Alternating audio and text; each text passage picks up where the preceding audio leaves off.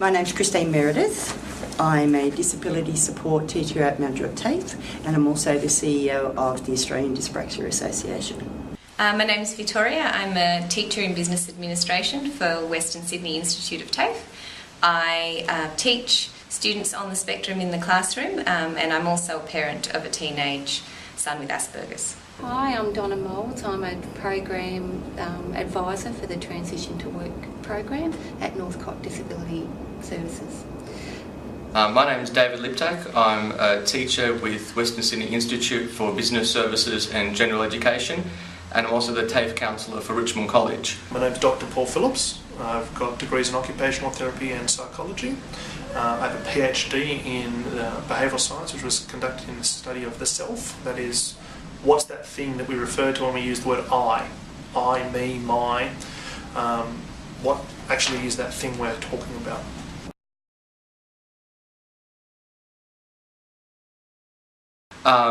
Some background would be nice from either teaching staff or the teacher consultants about their temperament, what particular routines work well for the student, and particularly if there's any unrelated comorbidity, specific learning difficulties or other psychological conditions would be helpful when delivering to those students.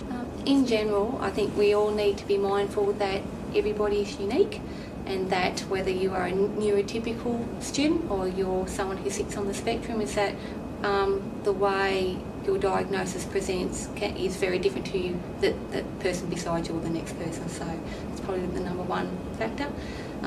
Bear in mind what that young person wants to achieve and what their goals are, and not necessarily what people around them want for them, but the way they see themselves. In a classroom, being aware of the sensory needs of a person, whether it's light, noises, smells, that type of thing. Fabrics, the same sorts of things. So, and communication is only 7 to 10% verbal, and when you sit on the spectrum, you don't necessarily have a great understanding of body language, and so tone and inflection in your voice and the way you speak becomes very important, because someone with ASC can concentrate only on the words, whereas most for neurotypicals we're looking at everything else in that communication. Probably the most important, that all students with Asperger's are unique and they all view the world differently, and they will all react to the world differently. That they're more than likely visual learners. So therefore, they have a difficulty processing language, and that processing of language creates problems as far as anxiety. So if we were to present information visually and allow them to submit work more visually based, I think that's a really good support strategy and a good. They have difficulty with transitions. So that could be anything to do with a timetable change. It could be work introduced unannounced. They need to know beforehand when something is about to change, regardless of age, because the problem or the difficulty is lifelong. They have difficulty with focusing and a lack of focus. So often they'll hone in on one particular object or subject and then mentally block out everything else that the instructor is trying to say. So you need to focus on their strengths and not their weaknesses, because self-esteem and confidence is always at a low level, and they often won't take risks. So if you can focus and get them to concentrate on their strengths and hone down the weaknesses, they then themselves feel, I can take a challenge, I can rise to the challenge, I can now take a risk. And it reduces depression, which they're prone to, and it also reduces their anxiety levels. The most important point that I need to raise here is that we need to look at developing their executive functioning skills, and that is to do with their planning and organisation. I think the three main things as a clinician is that I'd say to you is, firstly, fixed rules. These kids operate under a fixed rule set that you need to be aware of. You need to understand what those fixed rule sets are. Number two, they can't derive fixed rules from implicit information. So things that might be implied and therefore seem intuitively or socially obvious to you aren't even present to them. So you need to make what is implicit explicit as often as possible. This is often difficult for you because you may not even know the language around what the rule is you're actually operating under, but it's important for you to be able to do it, because if you want the child with Asperger's or autism to respond to the rule, you need to give it to them first. And the third thing is that there's a lot of anxiety that goes with this. That if you are operating in a world that is rules driven and you don't know the right rule to apply in the right context, you are going to constantly maintain an anxious state. So a lot of these kids run on much higher anxiety levels than kids who can pick up on the social cues. And that's an important thing to realise, that their anxiety levels are higher than kids who don't have, who aren't on the spectrum. I think I would like to tell people as a parent that AS behaviour is not about you. It's not personal, and it's a form of communication. And also that you should never assume that the child should be doing something. You should try to look at what they need to be able to do to achieve a particular goal or complete a task, and break it down and help them learn all the parts, but never assume that they should know already. Teachers should know that their students with Asperger's or students on the spectrum are not motivated by the same things as the other students in the class may be. So activities that you would normally use to energise or reward your class might be overwhelming or just seem like a waste of time to a student with Asperger's. So that's not personal, but they are motivated by results and by completing things to what they consider a high standard. But things that most people enjoy, they might not enjoy to the same degree. Before the student comes in, I would like to know what their strengths and weaknesses are. I would like to know if there are any sensory issues that student has. Will lighting, noises, groups of people be a problem for the student, so that I can prepare the classroom and I can prepare the individual coming into the class for what they might expect and give them some kind of strategy to cope if things become uncomfortable. But most importantly, to try not to set them up to be in an uncomfortable situation in the first place. That's important. So I'd like to know what they're good at and what they really don't like doing, what will cause them to avoid tasks. I would also like to use what they're interested in, because if we are incorporating their special interest or skill into a normal classroom activity, they will be better engaged with the work. I would like teachers to be aware that if they give unclear or inaccurate information, even if it's by accident or it seems trivial, the student with AS will quickly lose trust in you. So if you do give out a handout and it has an error on it and it's pointed out or it's discovered, acknowledge it, clarify it, and model that it's okay to make mistakes. Don't turn it into a power struggle. Simply clarify the information so that you can be a reliable source of information, and this will mean that the child will be less anxious, or the student. I don't think I can narrow down 3 things for teachers. Let's try a few more. The first thing is to find the motivator. Find what motivates that student, whether it's trains. Say if it's trains, incorporate that into your curriculum for maths, for reading, for research, for social skills, but find that motivator to keep the student engaged. Second thing to be aware of is sensory issues. Minimise the overload in your classroom. Be aware of lights.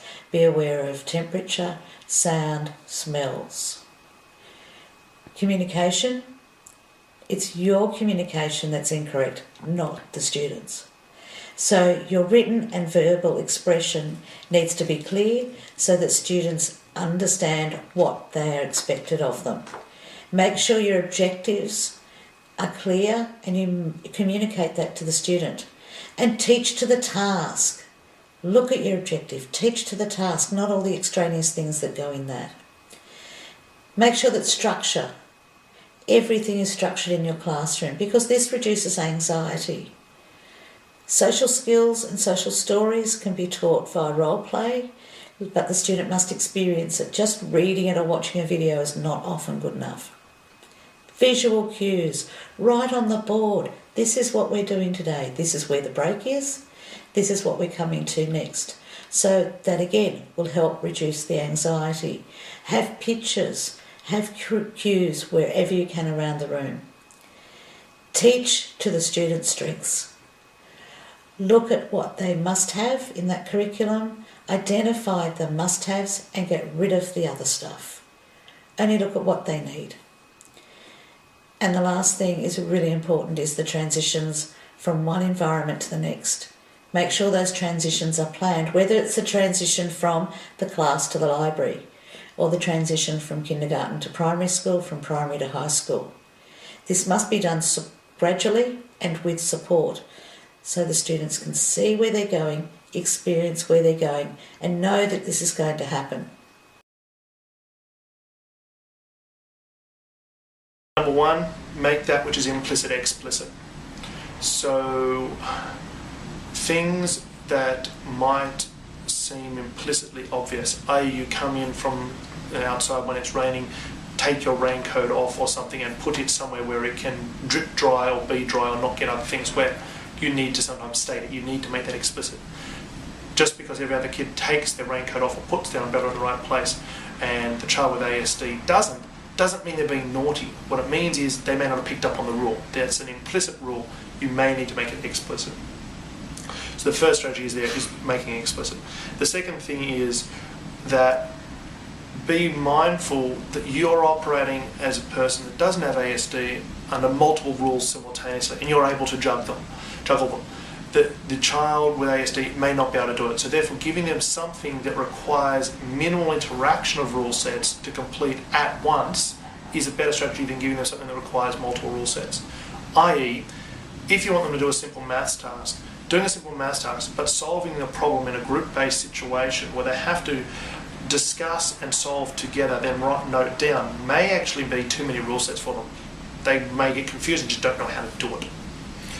The third, probably the best one, is remember that kids with ASD, because they're operating on rule sets, may appear to be, and it is easy to misinterpret their behaviour as being naughty. They can still be naughty, don't get me wrong. But think first, is this in fact a confusion around rules that they're operating under, rather than actually choosing to defy a known rule set and choosing to act in a way that is opposite to what they should act in? That should be secondary to you first looking at, okay, well, is there a rule set here?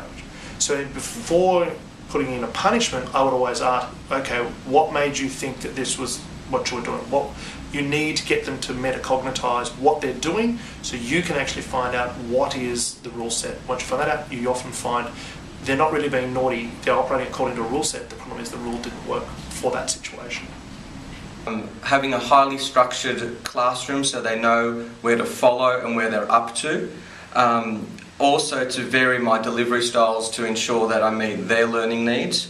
And also to have resources in multi-formats. For example, most of my ASPIR students like things in electronic format so they can actually take it home and go over them. And the third best strategy, which is extra one on top of all of that, is working with the teacher consultants to get them some one-to-one help, to help particularly with organising their notes and getting on top of their assessments. Probably the use of visual aids. In general, people with ASC are very visual learners, and it's adapting the theory-based content into the styles that that person learns best with, and that's a matter of talking to that individual about how they learn best and probably speaking to other people that have taught them before about what's worked. So it could be also auditory information given as opposed to just a written word, because of the receptive language or expressive language difficulties that that young person can have. Allowing processing time of information, so not too many questions at once. Short, sharp questions tend to work best, and continually providing encouragement of the young person with whatever they're doing to help build the confidence. The three best strategies that I've used in the classroom are to clarify expectations. A student on the spectrum needs to know exactly what's expected of them, what's compulsory, but what's optional. Often in class we fill the time with a lot of optional activities. They may just need to know what they have to do and when they've done it, whether it's been done successfully, and then it may be time for them to have some free time or even go. If it's in an adult learning environment, some students with Asperger's want to know what they need to do and they'll do it quickly and then they'll get out of there. Minimum requirements. Minimum requirements, and by that I don't mean lowering expectations, but just being really clear, this is what you have to do because this is what we need to see so that you can pass this subject. And here it is, off you go, and really keep track of what they've done. But if something isn't needed, let them know, because they might find that enjoyable and they may decide to take part, but forcing them through optional activities won't engage them in the study, and it will make it more difficult for you in the classroom. Always outline the structure of the day for the entire class. Have it somewhere where they can all see what's coming up, what you're doing today, and give short, clear instructions that allow all students to process what you've said and be perfectly clear of what the expectations are. The other thing would be to be direct and not assume. Avoid saying things like, do you want to come and do your work now? Say, please sit down and do your work. If you use statements that are a little bit vague, like, do you wanna? Either they'll interpret you literally and say, no, I don't want to, or they will not feel safe and secure that you're giving clear and direct instruction. Don't assume that they'll generalise skills. If they've been saving their work on their USB in one class and coping with that fine, it doesn't mean that if you move into another room and another class that that's going to keep happening. You need to make sure that skills are practiced and generalised in each different setting.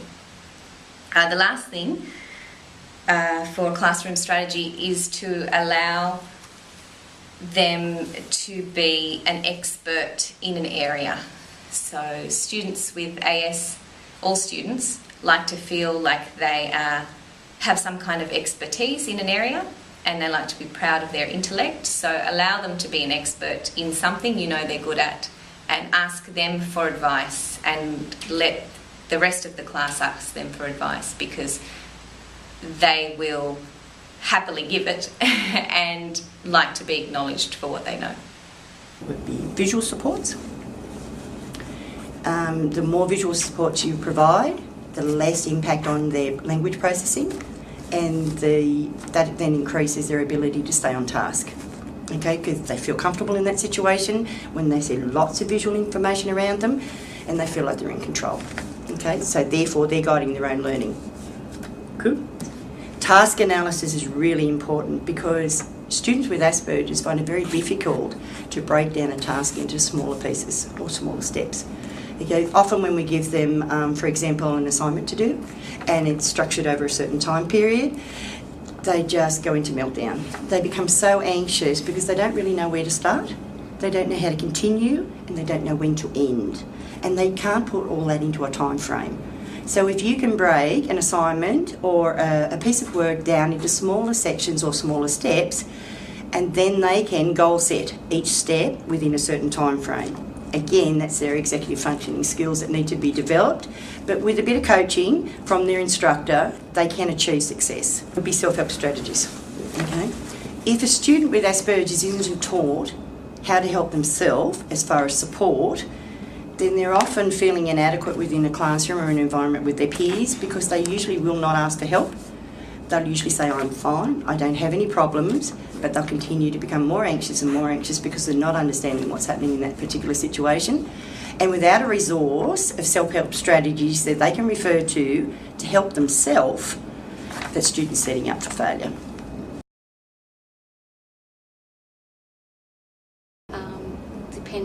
Depending on the individual, their level of theory of mind, and which I don't have to go over. Literal interpretation of words and subjective language is very, very difficult.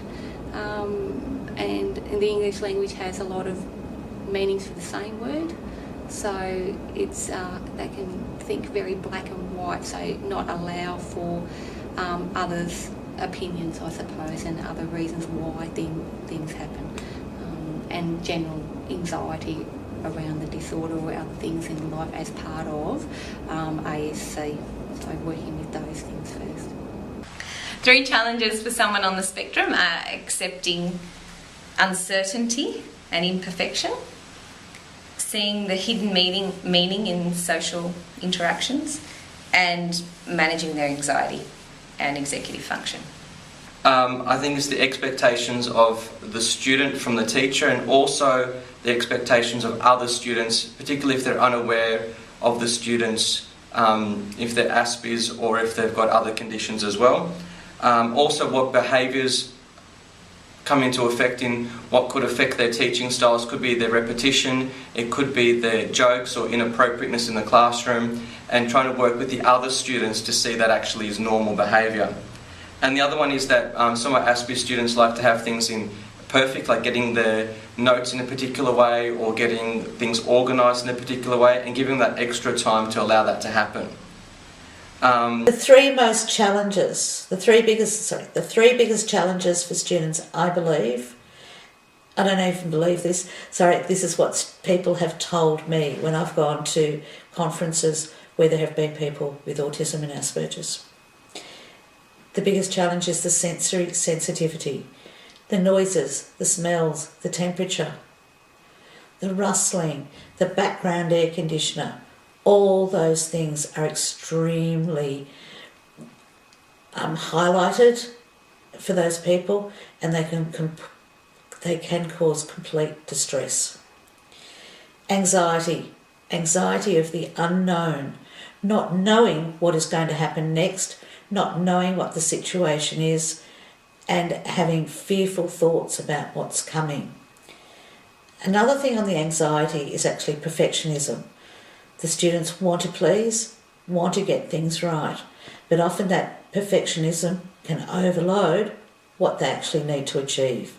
So you need to be able to say to the student, this is what's acceptable. But there are also times when they need to learn what the grey area is and how to work with that. And structure. This also makes for a good teacher, because if you are well planned, the student will know how to respond well. Okay, the best thing for these students, the most successful intervention that I have used, that I believe I've developed for students going from high school to TAFE, is called the Orientation and Transition Program. This program I run at the end of the year, prior to the year that student intends to enrol in mainstream. So the students are articulating into mainstream work or uni. The aim of this program is to reduce anxieties by presenting issues that the students may encounter. We discuss the issues, we work on these issues, and we revisit them. Some of those issues might be classroom protocols, looking at social skills, and looking at the geography of where you are, where your location is, where do I find the library, the toilets, the canteen, all those types of things. The success of this program, we have evaluated through some research, is actually having a consistent mentor, having a support teacher with them a lot of the time. That person may see them during the week as a tutorial support situation, and I'm the next person they see periodically. It's not going to be all the time. It may be just walking past my office. It may be an email. It may be a phone call from either party, either them initiating or me initiating. But the mentoring and the continuity of that person seems to show the success of this program. I suppose the best way to explain this to you from what I have seen is the anxiety is the overarching problem. if you lived in a world where you are governed by rules, but you don't know when to apply which rule, and you don't know if you should talk to other people about it or not, because that is itself a rule, then you're left in this somewhat paralysing situation where you, driven by anxiety, you're worried about what's going on, you don't know what to do, you don't know who to talk to. It's a very isolating experience. So on top of the sort of classical component of the ASD is this emotional anxiety component, which is no different to a normal sort of anxiety, but it doesn't get expressed because, again, that would have to follow a rule set. So I think one of the biggest challenges for someone with who's on the spectrum is this somewhat paralysis created by the clash of rules and anxiety. And do I talk, do I not talk? If I talk, am I upsetting? I'm talking, but is this the right type of talking? Giving information is good. Okay, but is that actually the same as having a dialogue with someone? This is all going on. So there's a lot of mental work constantly going on for these guys. And one of the things to be aware of is if you have to go into a shop and do advanced calculus in your head while you're trying to do your shopping list, you're going to miss things. Well, a lot of these guys with ASD are going on like that every single day in every single activity. So it's not a wonder that they miss things. Now, this is what this then further, of course, drives the anxiety. So I see them all linking together. I think the most challenging situations or difficulties for somebody with, or a student in particular with autism or Asperger's, would be a deficit in social skills. They find it very difficult to relate to other students, teachers, anyone outside their inner personal circle. They don't usually like close proximity, usually. Some do, the majority don't. They don't like making eye contact, and unless you deal with the body language and all the normal social skills that we take for granted, it ostracises you from your peers, and it also makes it difficult for you to communicate your wants and needs. So I think we need to holistically look at the students with Asperger's and then include in that social skills, because it's an unspoken skill within an educational setting. It's not something that's written down and that you learn and you're required to learn. It's accepted that everybody understands how to interact socially, and unfortunately these students don't.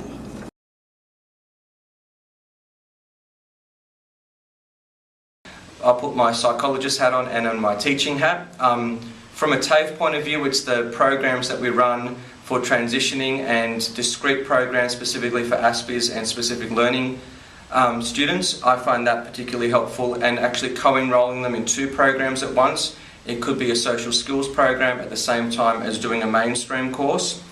I found referring them to speech therapy as well as to the TAFE counsellor can also be highly beneficial, particularly with social skills training.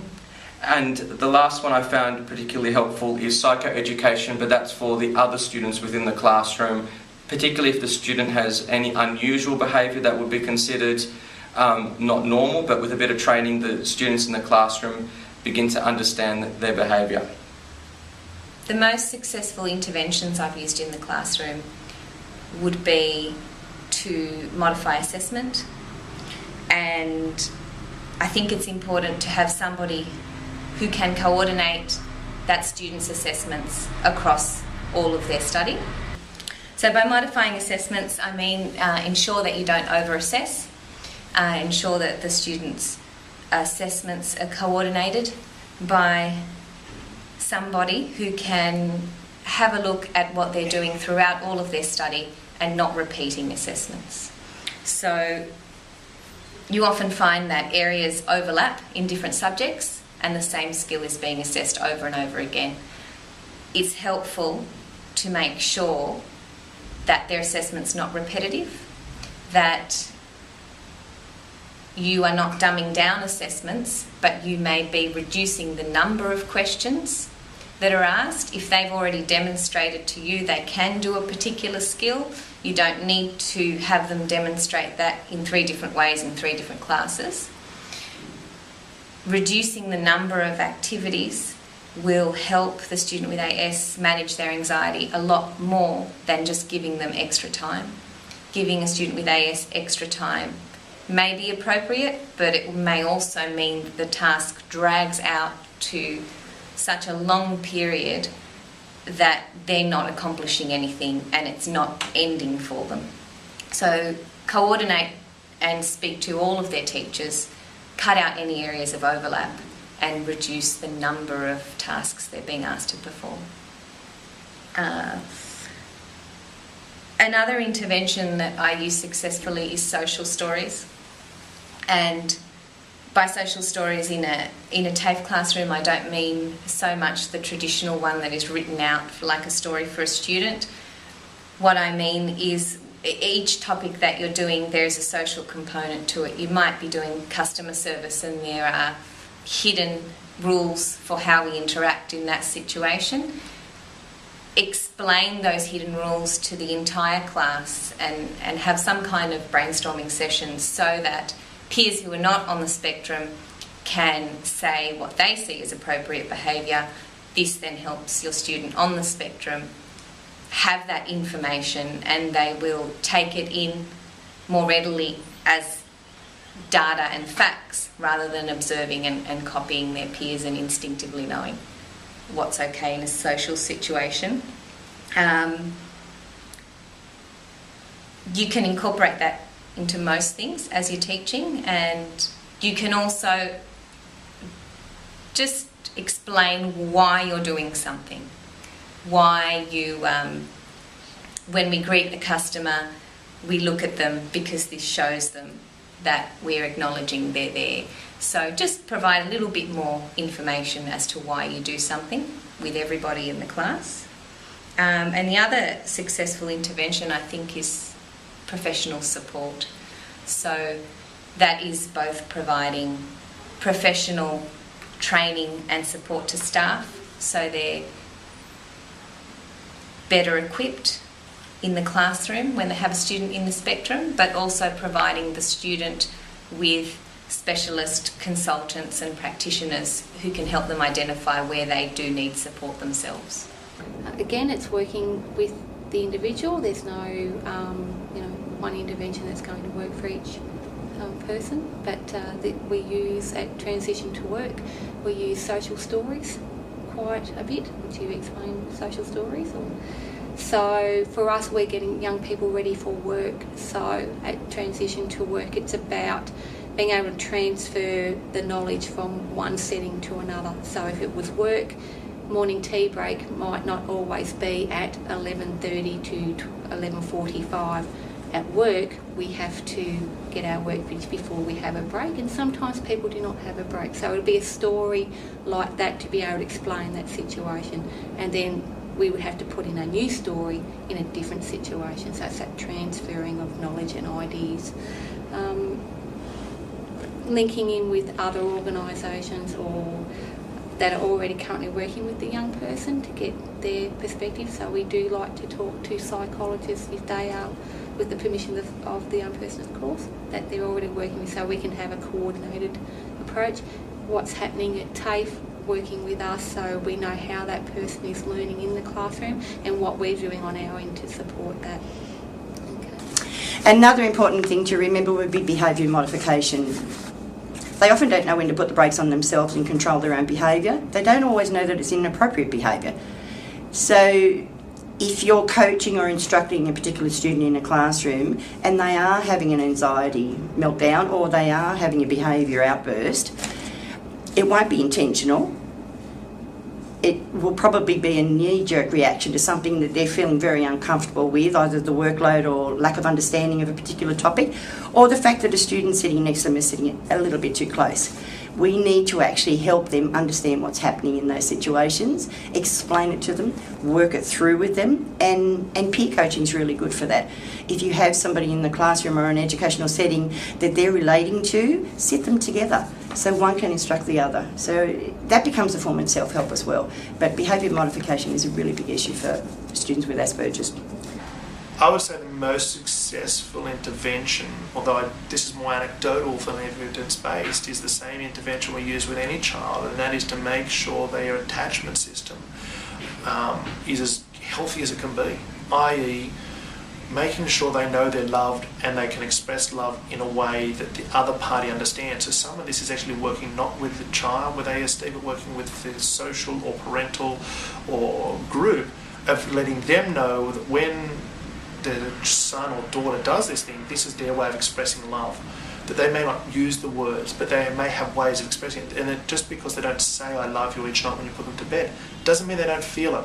Don't assume the child with ASD that doesn't say it is hostile towards you. It's easy as a parent to confuse your emotions, your needs, with the child not loving and wanting you. That's not necessarily true. So I'd say to you, as a parent, you need to be aware that there's a difference. So the intervention I always look at is talking to mum and dad as well, and any significant people, brothers, sisters, etc., that this is an interplay.